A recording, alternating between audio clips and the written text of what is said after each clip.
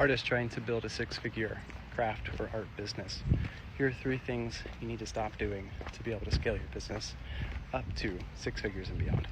Now, I'm sure there's a million ways to the top, so I'm not going to cover every way that you can scale your art business to 6 figures, but here are the things that there are definitive rules against doing that are definitely stopping you. I know they stopped me, and once I stopped doing these things, they really helped me reach that next level of what I felt like success was in my small craft business.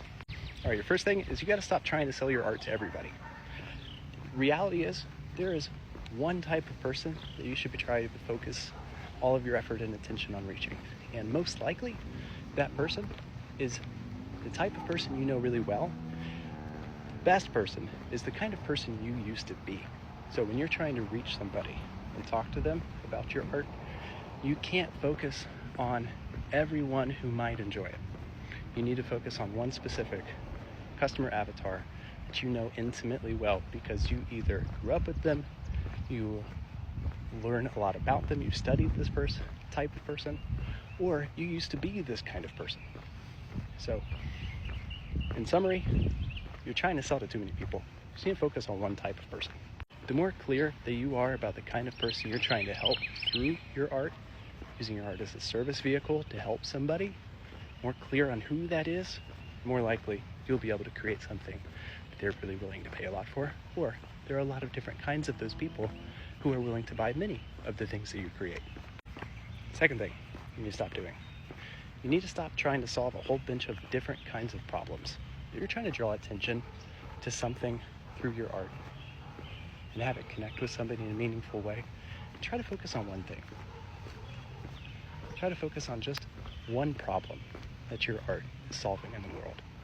Focus on one issue, one problem that you want your art to fix in the lives of the person you're trying to talk to. Third thing you're doing too much of, you need to stop, is you're trying to create too many different things. Truth is, there's 24 hours in a day, and if you're running a small art business, you're probably doing it by yourself.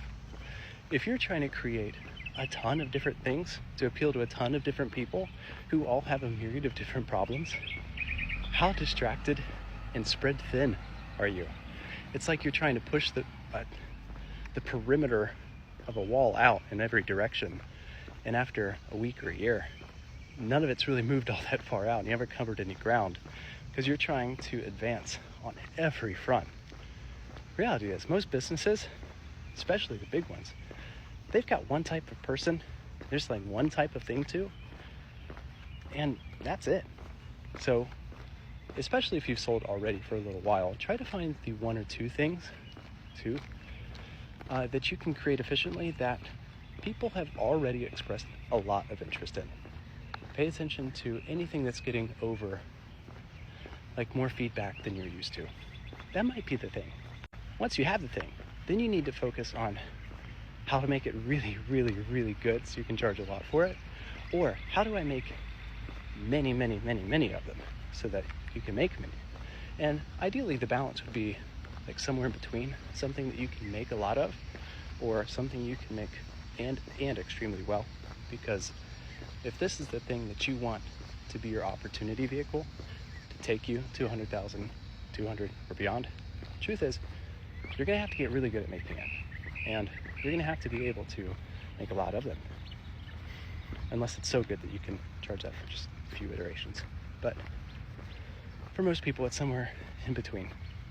If you can focus on just clearing the slate and dialing in your creative aperture to really just those 3 things, finding one person to talk to, one problem to solve, and one product you're creating, if you hone in on like what works and what connects across all those fronts, try to find like the mid-ground, then you'll be unstoppable. Once you have your answers to these things, you can just keep refining either your persona that you're speaking to. What is it about the kind of person that makes them like this particular thing that I've created? And what does it go into? What do they do with it? How does it fix their life or make them better? Why did they value it so much? If you can clearly articulate those 3 things, then you just have to scale your messaging, how you're getting that specific fix. I do blank. I solve this problem for this customer and buy this thing. Then you just scale that, whether that's through more organic content or an email list or flyers or whatever underpriced, reasonably affordable way to get people's attention you can. You just share that over and over and over again. Then you iterate and you figure out what within that is working well. And that leads me to a bonus, a fourth thing that most people are doing that if they stopped doing, they would have a better chance of iterating their art business to a 6 figures and beyond, is you're sharing on too many platforms. You're trying to sell in too many areas. Really trying to focus and dial in. It's the best thing you can do as an art creative to be able to take your business to where you need it to be able to support your life. Where are you currently engaging most with your prospects? Is it at local markets? Is it online? Through your website? Through your Etsy? Through your social media platforms? Through your Shopify store? Is it where? Because that's your platform. Wherever is you're engaging most with the people who are buying your things, then that's where you want to be showing up more and more often. Don't try to be in every place at once. Don't try to simultaneously grow your YouTube channel while you're trying to apply for every farmer's market, while you're trying to make all these other things. Chances are you're probably, either you have a small support system or it's just you. And you don't have the time or capacity to be able to scale at that rate, doing so much. Just hone it in. Find the one place. Even if, you might leave some initial money on the table by cutting out a thing that takes up a lot of your attention.